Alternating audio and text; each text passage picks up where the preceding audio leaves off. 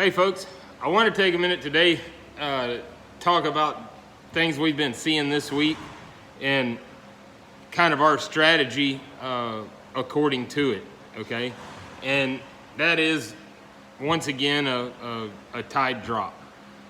More south-southwest winds dumping water out of our bay system. Remember, hard blowing south for multiple days, southwest, west-southwest, due west, northwest. Those are all winds that drain water out of our bay system, okay? And when you couple that with the heat that we're having, you know, in the onset of summer and things like that, you're gonna have to change your pattern, you're gonna have to change your strategy, okay? Now, most of this week we did some sight casting, and what we found was, you know, we did find a lot of fish, found a lot of good little pods and stuff like that. You know, little groups of 5 to 8, 5 to 10, couple of groups that were maybe 15 to 20, but for the most part, like I said, 5 to 10. So, but what we noticed about these groups and the areas that they were in and the activity that they were doing was they were adjacent to bail-off areas, okay? They were up on top of little flats and little sandbars and things like that, but they had 4 or 5 foot of water, or 3 or 4 foot, I guess, of water to bail off to when it got hot. And as the day progressed, what we noticed was obviously the tails went away. You wouldn't see the little tail and pods or anything like that.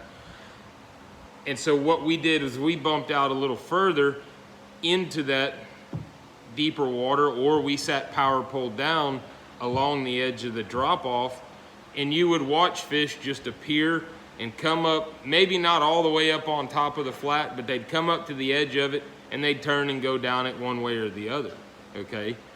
And we watched that multiple days, and the lower the water got, obviously the hotter your temperatures are gonna get up on top of your flats, so the less time they're gonna spend up on top in the morning.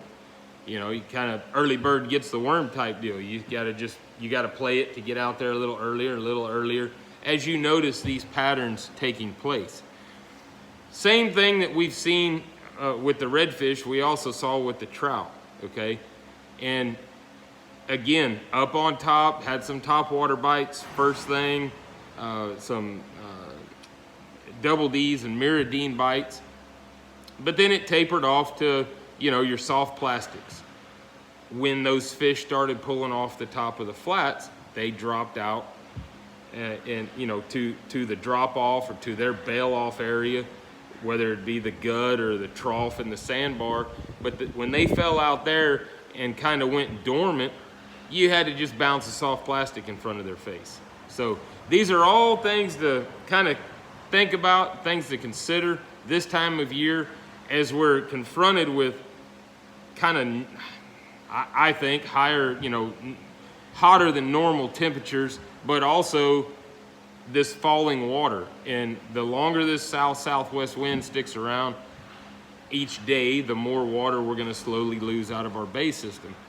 So like I said, you kind of going into your, you know, your vacation or your weekend or whatever, knowing your tides, knowing your wind directions, that all plays a key factor in how some of these fish are gonna react to that situation, and should put you in position to cut them off at the pass, so to speak, you know.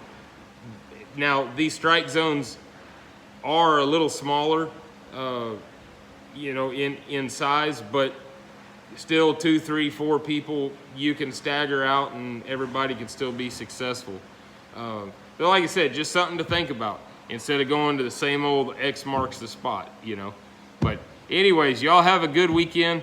It like I said, it looks like the weather pattern's gonna continue at least through, you know, midday on Sunday with this wind. Looks like early next week we're gonna start getting that east-southeast back, which should bring us some water back, hopefully. So y'all be safe out there, enjoy the weekend, and just be mindful of others. All right, later on.